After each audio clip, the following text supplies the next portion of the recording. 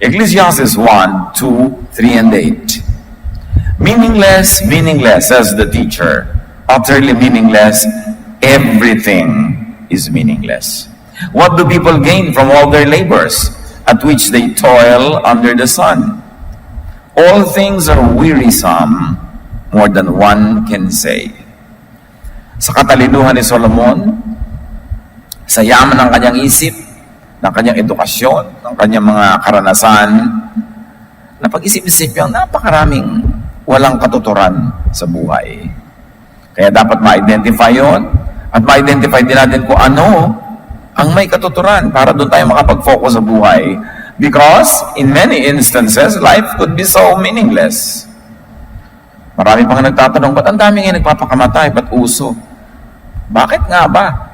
When life is the primary duty of life, bakit sariling katawan ay pinapatay? Ano nangyayari sa pag-iisip? Bakit nakakarating sa ganun? Life could be so pleasureless. In fact, life could be so lifeless. And in many cases, at least at some time in their lives, life could be so unhappy. Pero hindi naman ito ang intensyon ng Diyos para sa atin. What are the several ways to happiness? To be very basic and primitive about happiness, good appetite at the dining table is fundamental to happiness. Good appetite at the dining table is a foundation of good appetite in life and for life. Kaya nga ang tawag dyan, basic need.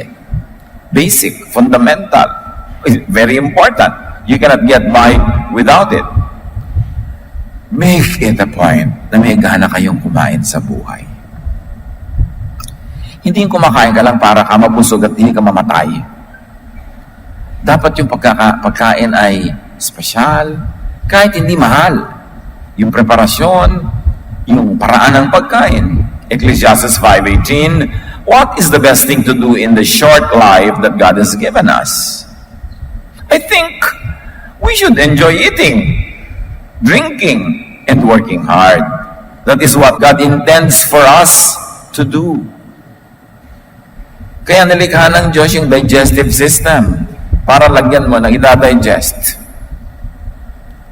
Kaya nilikha niya ang mga needs na ito at merong pleasure in filling those kind of needs. Sabi niya, ito ang intention ng Diyos.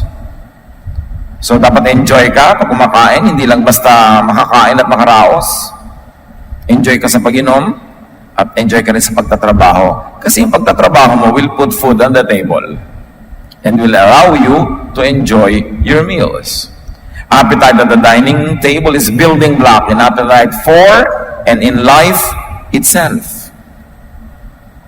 Kaya pag yung tao, lalo pag may sakit, wala nang ganang kumain, ayaw nang kumain, kinakabahan na yung mga nagmamahal sa kanya sa buhay. Ayaw nang kumain ng nanay. Read my lips kung anong ibig sabihin nun. Ayaw nang mabuhay. Wala nang ganang mabuhay. At pag nawala na ng ganang mabuhay, kadalasan, nawawala na rin sa kanya ng gana yung buhay. Tapos naghihiwalay na sila. And for this great appetite, his very great appetite, Jesus was called a glutton and a drunkard.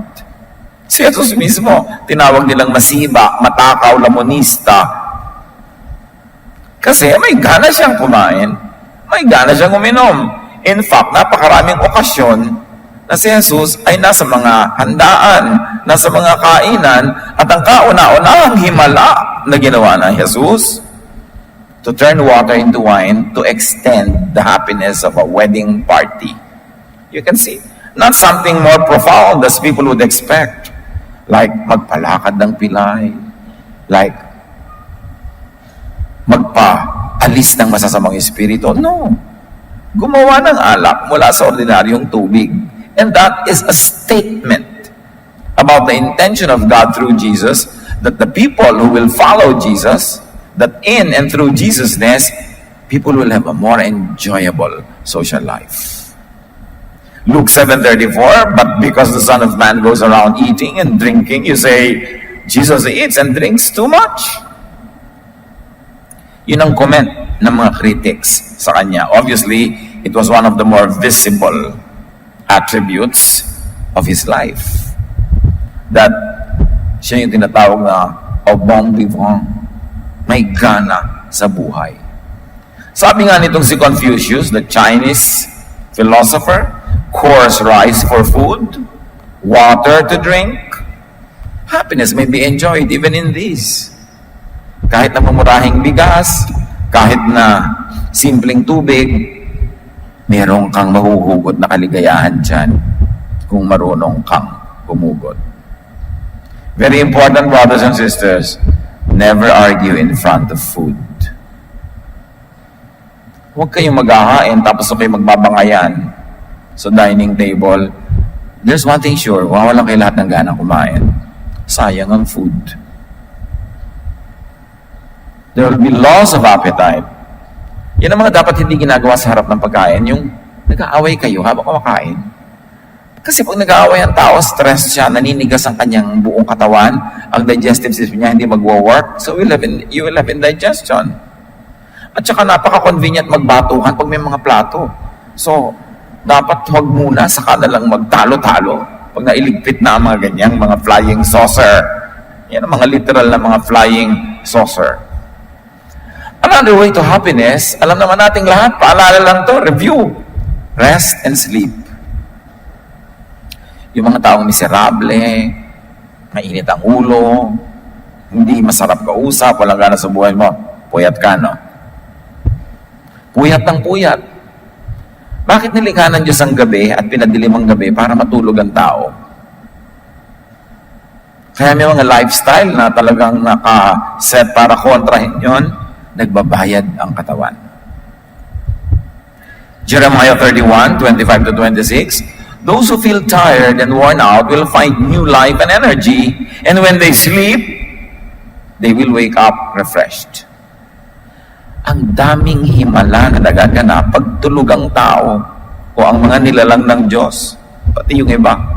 Your body repairs itself, mga balancing happens, lahat ng mga pagpapahinga ng iyong isip, ng iyong puso, and you wake up refreshed. In fact, pagka meron kang problema, hindi mo malaman ang solusyon. Iwan mo lang dyan sa tabi ng kama mo at pagka nahiga ka na, ipagpray mo lang, Lord, reveal to me your answer when I wake up. At marami, nagpapatotoo. Pag gano'n ang prayer nila sa gabi, pagdating ng umaga, all of a sudden, eureka. Biglang malinaw na sa kanila yung dating malabo. Tulog lang ang kailangan. Sa Japan at sa ibang maraming bansa, lumalaki ang benta ng mga sleeping pills at kung ano ng mga relaxant at sari-saring mga therapy. Kasi maraming mga tao hindi mapagkatulog sa dami ng iniisip sa buhay, sa dami ng mga stress. So, mga kapatid, invest in sleep. You have to invest time, talent, and treasure sa pagtulog. Kasi ang halaga ng tulog, the quality of your sleep determines the quality of your waking hours. Kung gaano kaganda ang tulog mo, yun ang kokorte sa ikagaganda ng maghapon mong kasunod habang gising ka. So invest in a good sleeping place. Invest in a good bed and good beddings. Kasi kung ino-observe mo ang tama at hindi ka pa sobrang senior, you sleep at least 8 hours a day. 8 hours a day of 24 hours is 1/3 of your life. Kaya dati may advertisements noong 1970s, I want 1/3 of your life. Ang nagsasalita, kama. Tapos yung kama mo, tabi-tabingi, bukol-bukol. Ano namang klaseng quality ng pagtulog yun? Tapos ang mahal na mahal ng bag mo, branded. Matutulugan mo ba yung bag? Yung kama, ang gandahan mong investment. Tapos yung iba, kung kailan pa matanda na, may sakit na, tsaka pabibili ng magandang bed na nagfo-fold, tumataas yung mga ulo at paa. Don't call it hospital bed kasi parang ayaw mo tuloy bilhin habang maaga pa. If you have the space and the money, buy that kind of bed. Kung ayaw mong tulugan araw-araw, at least yung mga time na masakit ang ulo mo, doon ka mahiga. Yung mga time na hirapan ka bumangon, doon ka mahiga. Yung may sakit ka, doon ka mahiga. Kasi magpatong-patong ka ng mga una na bukol-bukol, tabi-tabing ito yung gagalaw ka, nalalaglag yung iba, ayos ka ng ayos. Why don't you buy a nice hospital-style bed. Early. Kasi iba kung kailan magkakasakit, 2 taon silang may sakit at saka sila biglang magtutudayis again. 2 years lang nila nagamit yung bed. Eh kung ang aga mong binili, di kahit hindi ka pa matanda, hindi ka may sakit, ginagamit mo na, nakinabang ka. Alam niyo yung mga ganyang bed, ang daling bumangon. Kasi kung automatic, tataas na yung ulo mo, napipili-pili mo. Kung meron kang acid reflux, umaakyat yung mga acid ng stomach mo sa lalamunan mo, kaya pagising mo, ang sakit-sakit ng throat mo, doon ka mahiga sa ganung bed, nakataas ng konting ulo mo, invest in it. Hindi nag-i-invest kayo sa mga cellphone na may mga bread toaster sa loob. Bumili ka lang kayo ng bread toaster, mas mura pa yun. Yung sari-sari ang ginagastusan natin na hindi naman talaga mahalaga. No? Si Jesus, nag-i-invest siya sa mealtime ng kanyang mga alagad. Mark 6:31, but so many people were coming and going that Jesus and the apostles did not even have a chance to eat. Then Jesus said, let's go to a place where we can be alone and get some rest. Si Jesus yan, ha? Hindi niya sinabing, let's die, let's kill ourselves serving the people. No! No-observe niya, hindi na makakain ng maayos yung mga apostles niya, mga disciples niya, mga volunteers niya. Sabi niya, humiwalay muna tayo sa karamihan, pumunta tayo sa tahimik na lugar at makakain tayo ng tahimik. Ganon ang pagpapahalaga ni Jesus sa mealtime. So prioritize and protect your meals, your rest, your relaxation. It is part of worship. When you worship God, you live a lifestyle that is pleasing to God. So kumakain ka, may gusto makipag-usap sa'yo, sabi ng asawa mo, nagwa-worship siya, mamaya ka na bumalik. Para ka makakain ng mahusay. Bakit yung worship ba yung program lang na merong kantahan at mga dasalan? Ang buong life natin is a lifestyle of worship. And God wants you to enjoy your meals. So beautify your meals and enjoy your meals. Pagandahin ang hain. Napapaganda naman yan para ganahan ang kakain. Kahit ang kakainin mo lang, 2 danggit. Pero may mga korteng bulaklak pa ng mga kamatis na nakapaligid. Nakakagana yun. Kailangan ganun, hindi pagtingin mo doon sa lalagyan ng ulam, inantok ka na. Kakaantok ang formation ng mga danggit na to. Wala kang gana sa buhay. And brothers and sisters, respect people's meals. Pag kumakain sila, hayaan natin kumain. Doktor, kumakain, hindi ka pa naman mamamatay nangingisay, mamaya ka na patingin sa kanya. Diba? Hindi naman life and death yan eh. Kasi kailangan din niyang kumain. Professionals have to eat. Servants of God have to eat as exemplified by Jesus. Nakapaghintay at pinaghintay nila ang mga lumpo, ang mga pipi, ang mga naalihan naman sa mga espiritu. Picnic muna sila. Gawin niyo yung policy sa buhay. Kung minsan busy kayo sa trabaho, busy ang mga family members, wala ba lang kayong time to have an enjoyable meal together? Not even once a week? Ipinaglalaban yan. Sa 1 Kings 19, 5-8, si Elijah, gusto nang mamatay. But he recovered strength and stopped wanting to die after he was able to sleep and eat. Gutom lang pala, kaya gusto niyang mamatay. Marami mga tao nga nagpapakamatay because of chemical imbalance lang eh.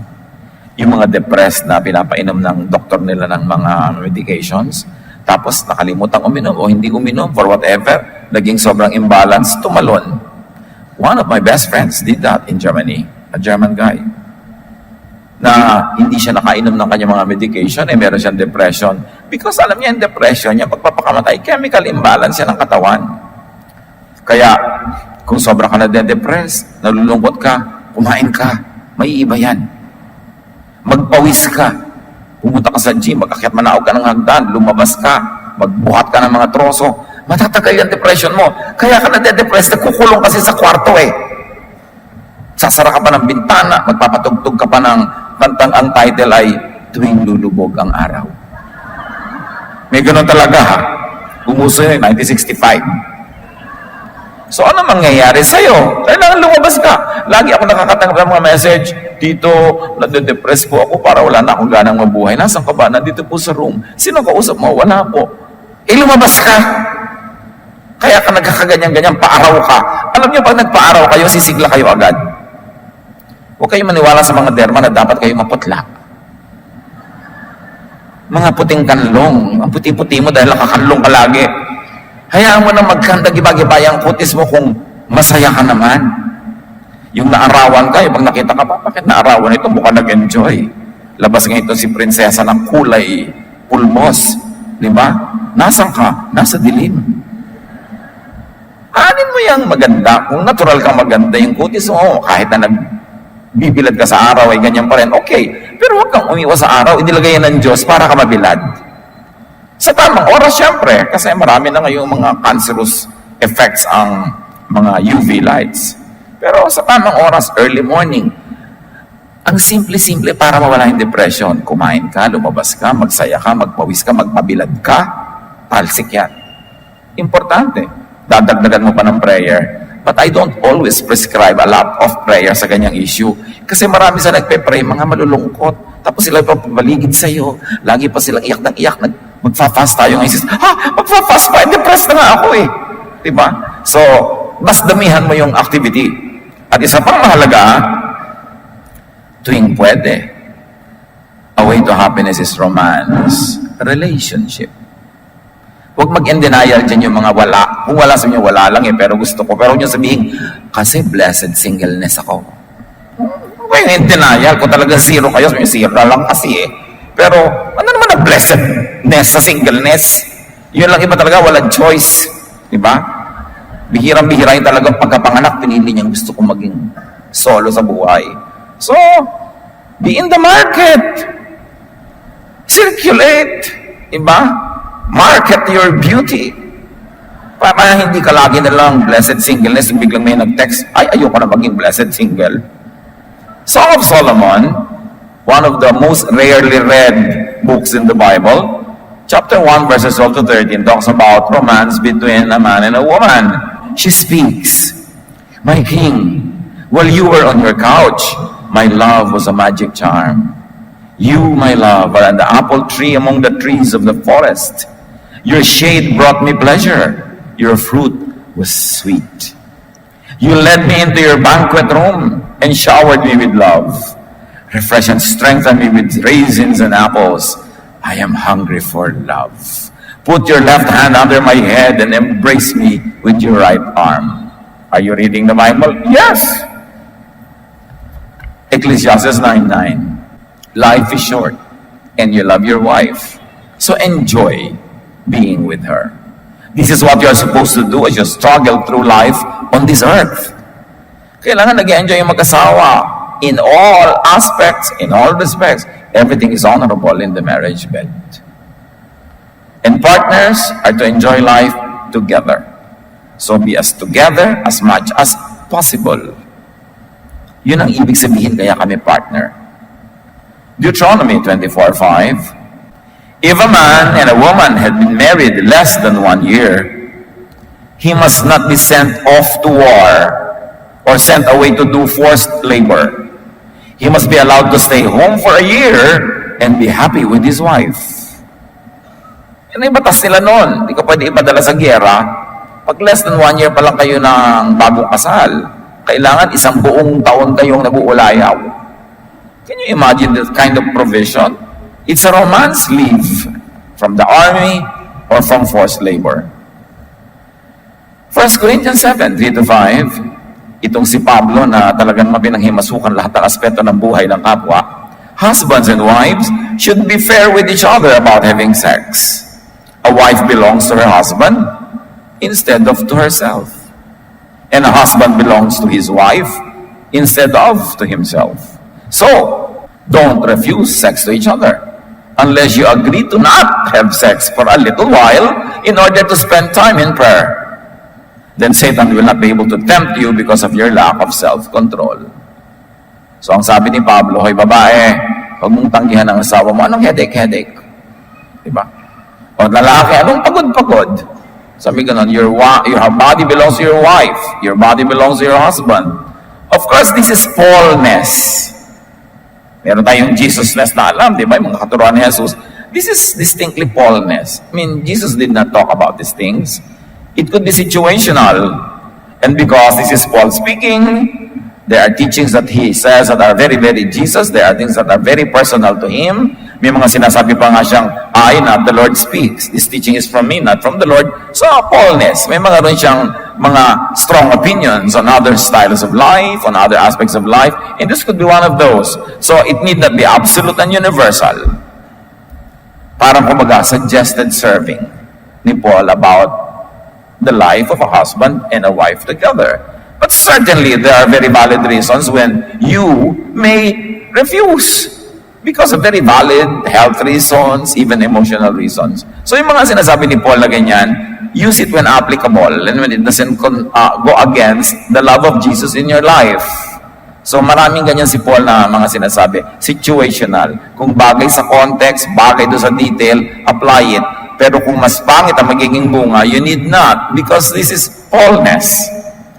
But the essence of what he was saying was, do not demonize the senses.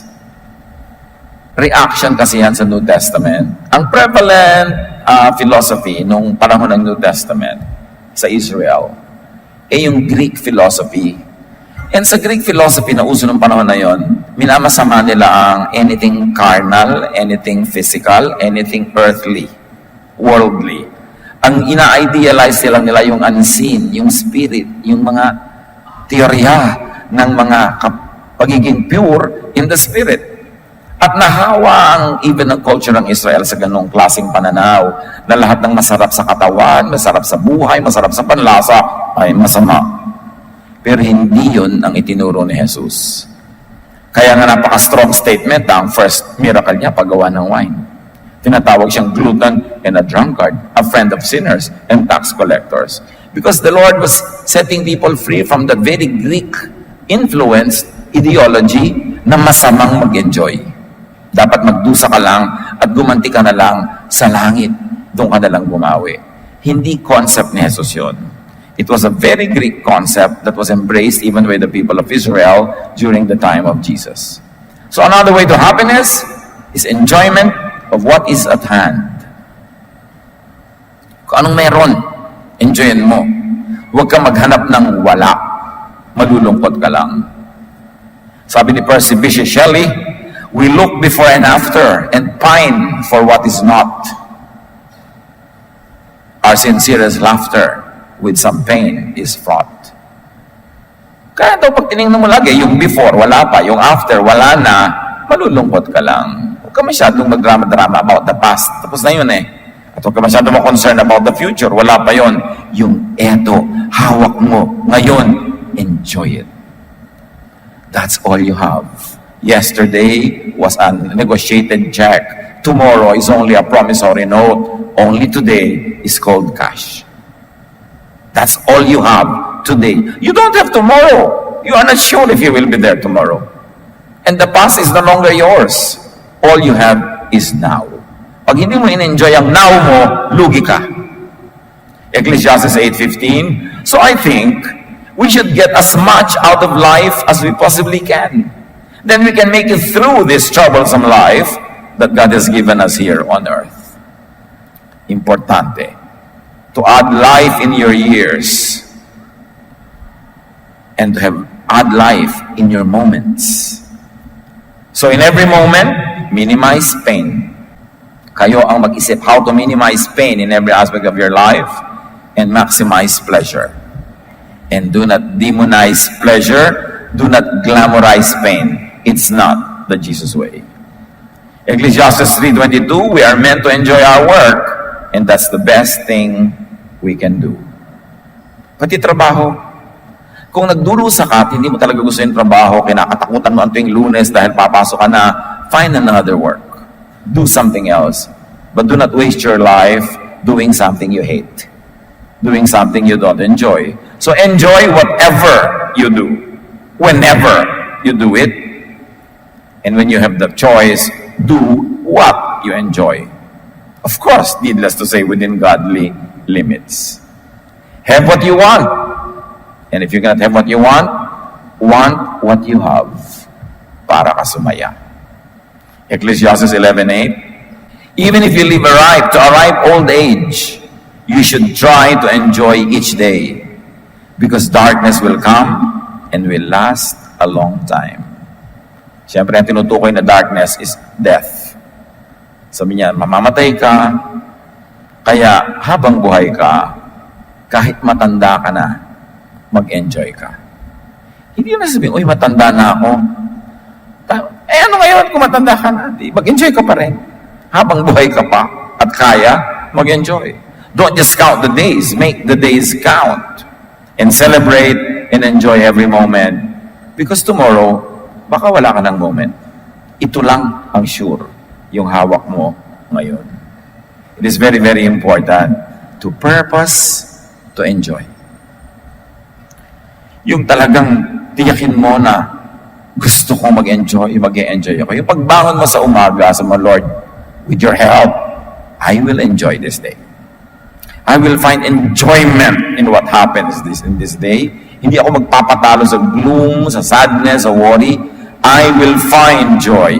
Kakatasin ko kahit bakal para makuha ko ang mga katas ng saya. Ganun dapat ang purpose mo sa buhay. Hindi iba ang kinakatas nila, lungkot eh. Laging humahanap ng lungkot. Humahanap ng ikakalungkot, humahanap ng alalahanin. Kaya miserable tuloy ang buhay. And very importantly, a way to happiness is to savor good company. Isang blessing na may kasamang masarap kasama. Kay asawa mo yun, kay anak mo yun, magulang mo, kapatid. Pag masarap kasama, blessing yan. Sabi nga nila, friends, multiply our joy and divide our sorrow.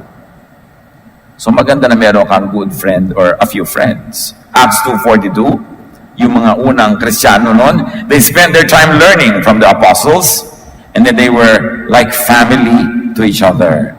They also broke bread and prayed together. Kaya gusto ko lahat kayo, member na sambahay eh. Yung meron kayong maliit na group during the week, nagkikita-kita kayo doon sa kanya-kanya mga bahay-bahay, kumakain kayo, nagsiselebrate, nagdadalawan sa mga may sakit, damayan, tulungan. Kasi yun ang nagpapasaya sa buhay. Enjoy parties, weddings, banquets, fellowship. This is the example that Jesus gave to us. Tapos maraming mga born-again Christian, dinidemonize yung party, parang masama. Siyempre, depende kung ano gagawin nyo doon. Ba't ka gagawa ng masama? Eh, ang dami namang magagawang mabuti during a party. John 2:1-2. 3 days later, Mary, the mother of Jesus, was at a wedding feast in the village of Cana in Galilee. Jesus and his disciples had also been invited and were there. So mahilig silang umattend sa mga ganyang gawain. At doon sa kwento ng prodigal son, pagbalik niya sa kanyang father, in Luke 15:20-32, the father throws a party. Very important. Pati sa mga kwento ni Jesus, heaven is almost always symbolized by a banquet. Isang malaking handaan, kainan. So ask and look for companions.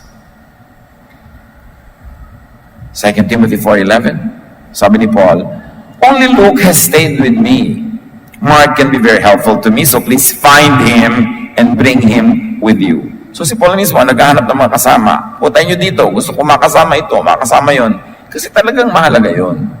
Invent events to enjoy people. Yung gumawa ka ng event, alam nyo lalo yung mga kapatid natin na may resources. Meron kayong konting pera, meron kayong lugar, meron kayong garden, meron kayong garahe, meron kayong bahay. O, invento kayo ng mga okasyon. Para masaya, para maraming tao. And have peace and fulfillment, even and especially in aloneness. Siyempre, hindi naman lagi may tao. Yung mga moment na talagang walang tao, nag-iisa ka, even that you enjoy. Isipin mo na blessing din yun, pahinga mo lang mula sa napakaraming mga pagtitipon, pahinga mo para mag-ipon ng lakas, to collect your thoughts, magbulay-bulay, magmuni-muni. Even aloneness can be and should be enjoyed because it's inevitable. Huwag kayong magreklamo pag nag-iisa kayo, enjoyin nyo. Tapos pag may mga tao na, enjoyin nyo rin. Hindi baligtad. Pag matao, nagreklamo ka. Pag nag-iisa ka, nagreklamo ka rin. Hindi yung buong buhay mo reklamo. And appreciate times of plenty. May mga panahon talaga na, wow, ang dami-daming blessing. Hindi naman laging ganun eh. So sa mga ganun panahon, enjoy it. Proverbs 15:6, the house of the righteous contains great treasure. So talagang pag natutuwa ang Panginoon sa'yo, righteous living, the Lord can bless you with a lot of even material things. And remember this, the definition of righteousness, especially through Jesusness, is doing good to others. Yun ang righteousness kay Jesus. Hindi yung mga kung ano mga moral and mga purity laws ni Moses. Righteousness is doing good to others. So yan yung mga righteous. When you do good to people, God can do a lot of good to you as well. Proverbs 10:22, the blessing of the Lord brings wealth, and He adds no trouble to it. So, do not deny, do not depreciate plenty. Yung, wow, sister, yung mayaman ka na yata. Yes, sana madagdagan pa. Hindi yung, hindi naman. Akala mo laging uutangan. Sa bagay, makautangera ka nga, kaya ganon, di ba? Yung, ang ganda ng bahay mo, sister, hindi, ang liit nga eh. Ano ka ba? Appreciatein mo yung blessing sa'yo. Ang ganda-ganda mo, sister. Thank you, pinaghirapan ko yan. Hindi yung, wala naman akong ginagawa. Yung pala, 3 oras sa parlor. Pag kami pinupuri, sabihin natin, praise God, thank you. Minsan, ang galing-galing mo kumanta, praise God, thank you. Hindi naman po. Hindi yun pagiging magaling na anak ng Diyos. Sinungaling yun. Yung, pagka pinibless ka ni Lord, pasalamat ka. Uy, umaasenso ka yata. Yes, thank God. Sana tuloy-tuloy pa to. Hindi yung di naman. Yung kasi saan ba natin nakuha yung ugali na yun na pagka maganda, pinapaliit, no? Pero pag sinabi mo, ang ganda mo, sister, hindi, pangit nga ako. Sabi ng kapausap mo, sa bagay, galit ka naman. Kailangan, appreciate. Be happy. Sabi nga nila, chill lang tayo, chill, para masaya. Diba yung, hindi ganun na lagi tayong naghahanap ng reklamo. Ecclesiastes 5:19, suppose you are very rich and able to enjoy everything you own. Then go ahead and enjoy working hard. This is God's gift to you. Napansin nyo lagi yung being rich, having plenty is always associated with working hard. Hindi yung nang didilhensya ka lang kasi kaya ka nagkakaroon. Kailangan paghirapan mo yan at enjoyin mo yan. Do not apologize for having plenty of goods. Bine-bless ka ni Lord eh. Ba't ka mag-apologize? Huwag mong ipagyabang, huwag mong ipangngata at ipangkapi sa kapwa. And mild tip, mild lang to kasi it's not always applicable. Try to not collect and have a lot of things even if you can afford now. Kasi darating ang panahon, lalo pag nagkaedad ka na, mawawalan ka rin ng gana. Tapos hindi mo alam kung kanino ipapamana ang 3,455 collections mo ng mga elepanteng figurine.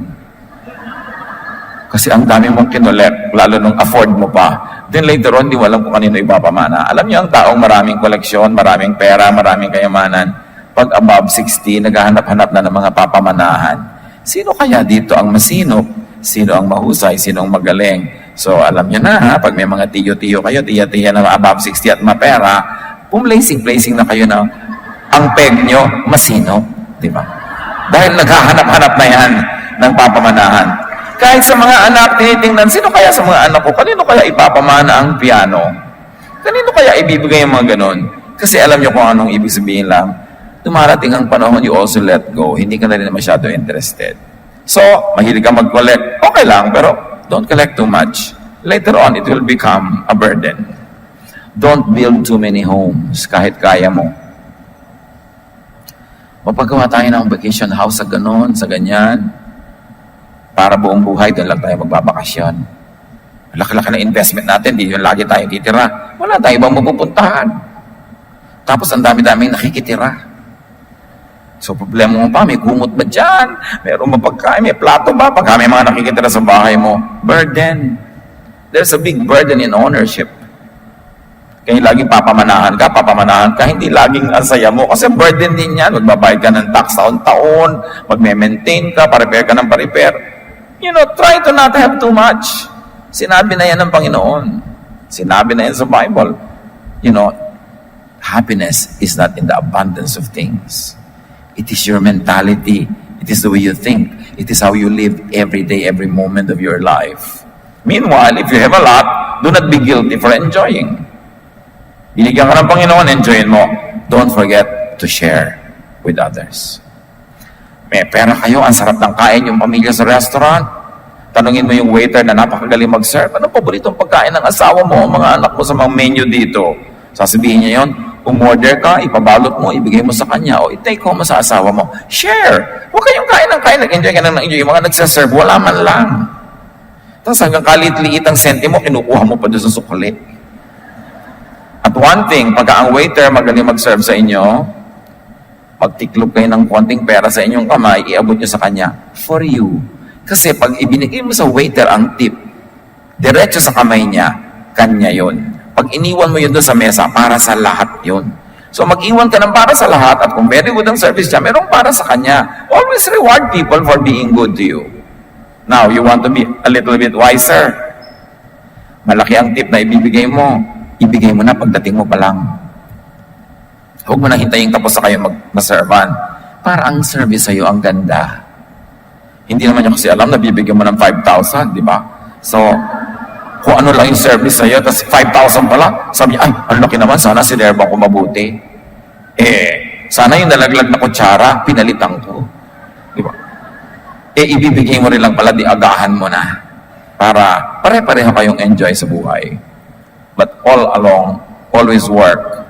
Work so you would have surplus goods. Kaya enjoy, kaya marami, kasi maraming paghihirap, pagsisikap. Work not only to survive, work to produce surplus, so you have more to give away.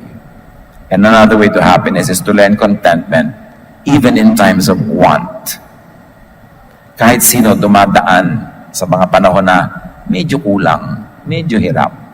Kahit sa mga panahon na yon, pag-aralan mo pa rin maging masaya. Because nothing is permanent. Poverty nor wealth, health, or sickness, walang permanente. Gumugulong ang buhay. Nag-iiba-iba. Proverbs 15:16, it is better to obey the Lord and have only a little than to be very rich and terribly confused. Not all the rich are confused, but it could be confusing, especially kung hindi mo kayang i-process dahil hindi ka sanay. So, kung ano ang meron, enjoy it. At kung sakali man na naliliitan ka sa iyong kita, sabi sa Luke 3:14, be satisfied with your pay. Because when you always work well, you work hard, God will change the situation of your life. Lighten present difficulties by prospects of future ease. Kung nahihirapan kayo ngayon, mag-project kayo ng panahon sa bukas, in the immediate future, na kayo'y makakaahon dyan, because that can really happen. Pag sobrang dilim ng gabi, you survive by looking forward to the beauty of the morning, not by focusing on the darkness of the night. Kailangan meron kang tinitingnan na malayo. At para masaya ka sa buhay, lagi kang magtapon sa malayo-layo ng magagandang bagay para excited kang makarating doon para mapulot siyang muli. Tapos tapon ka uli sa malayo para lagi kang may direksyon, may motivation to move on, to move forward. Halimbawa, umimbento ka ng event 3 weeks from now, 1 month from now. Halimbawa, magkikita-kita kayong tatlong magpipinsan. O, naka-schedule na yan 2 months from now. Kahit walang ka-event yung buhay mo ngayon, meron kang nilulook forward to na magkikita-kita kayong tatlong magpipinsan 2 months from now. Pagkatapos doon, mag-imbento ka uli ng something 3 months ahead. Lagi ka dapat merong tinitingnan sa future para magkaroon ka ng lakas na mag-forward, lumakad ng lumakad. Kasi parang wala naman nangyayari, wala ka tuloy gana, wala kang ine-expect at wala kang inaasahan. 2 Corinthians 4:16-17. We never give up. Our bodies are gradually dying, but we ourselves are being made stronger each day. These little troubles are getting us ready for an eternal glory that will make all our troubles seem like nothing. So yun, magtapon ka rin to the future, magtapon ka sa heaven, magtapon ka sa eternity mo ng mga wealth, ng magagandang gawa, na aantayin mo yung makarating ka doon to enjoy the blessing and the benefit. Do what is headed for rewards, not punishment. Lahat ng ginagawa natin ay may bunga. Ang itinatanim, nagbubunga. Magtanim ka na magtanim ng ang bunga ay reward, hindi punishment. Para habang dumadaan ang araw, humahaba ang panahon, mas excited kang makarating sa future kasi nagtanim ka kahapon ng pang-reward. Pero kung ang itinanim mo pang punishment, nakakatakot talaga yung future. Plant good things and you will harvest good things. Proverbs 4:23, carefully guard your thoughts because they are the source of true life. So, you want to have more happiness, you want to be happy, discipline your mind to think happy thoughts, to think in ways that will bring happiness into your life. Think your way to happiness. It is how you think. It is not how much is in your pocket. It is not who is there or who is not there. It is what is in your mind. If unhappy, change your mindset. Makahalata na lagi kang malungkot,